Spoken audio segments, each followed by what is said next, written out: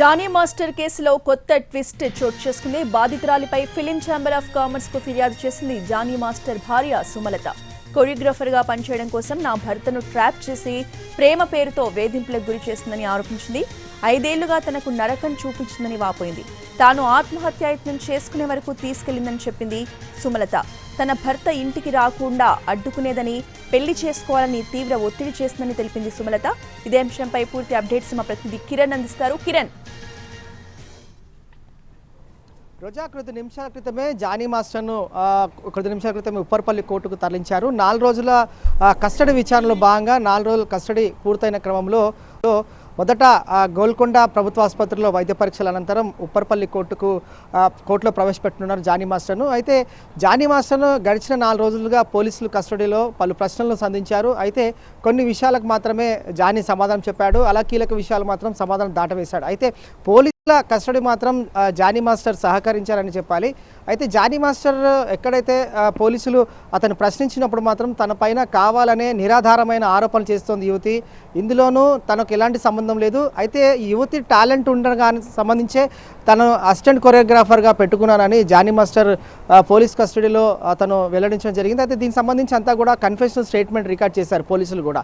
అయితే కొద్ది నిమిషాల క్రితమే 4వ రోజు కస్టడీలో విచారణలో భాగంగా ముగిసింది కాబట్టి జానీ మాస్టర్ను ఉప్పర్పల్లి కోర్టుకు తీసుకువెళ్తున్నారు. దానికన్నా ముందు గోల్కొండ ఏరియా ప్రభుత్వ ఆసుపత్రిలో వైద్య పరీక్షల అనంతరం నేరుగా ఉప్పర్పల్లి కోర్టులో జ్యుడిషియల్ రిమాండ్ నిమిత్తం జడ్జి ముందర ప్రవేశపెట్టే అవకాశం కూడా కనిపిస్తుంది. అయితే ఈ కేసులో మరొక ట్విస్ట్ తెరపైకి వచ్చిందని చెప్పాలి రోజా. అయితే స్వయంగా జానీ మాస్టర్ సత్యమని ఎవరైతే ఉన్నారో సుమలత ఫిలిం ఆఫ్ ఛాంబర్స్ సంబంధించి కూడా అందులో ఫిర్యాదు చేసింది.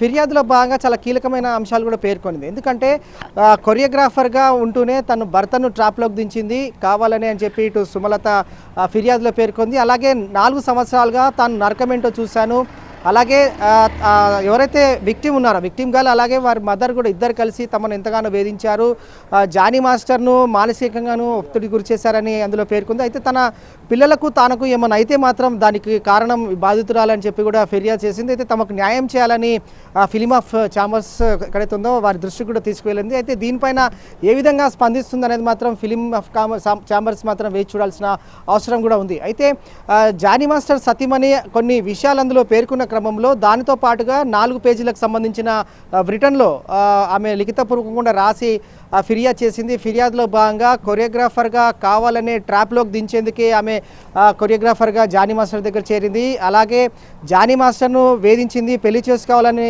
వేధించింది. అలాగే ఇందులో తన తల్లి పాత్ర కూడా ఉంది. తల్లి కూతురు ఇద్దరు కలిసి తమ కుటుంబాన్ని నరకం చూపించారు. 4 సంవత్సరాల పాటు తాను నరకమేంటో స్వయంగా చూశాను, తమ పిల్లలకు తమ కుటుంబానికి ఏమైనా అయితే బాధ్యత ఆమెనే, కేవలం ఇది నిరాధకు సంబంధించిన ఆరోపణలు చేస్తూ ఉన్నారు, ఇందులో వాస్తవం లేదు, జానీ మాస్టర్ మాత్రం ఇందులో ఎలాంటి తప్పు చేయలేదని కూడా ఫిర్యాదులో పేర్కొంది. మరి చూడాలి ఫిలిం ఆఫ్ ఛాంబర్స్ ఏ విధంగా ఎక్కడైతే స్పందిస్తుందో మాత్రం ఆసక్తి నెలకొందని చెప్పారు.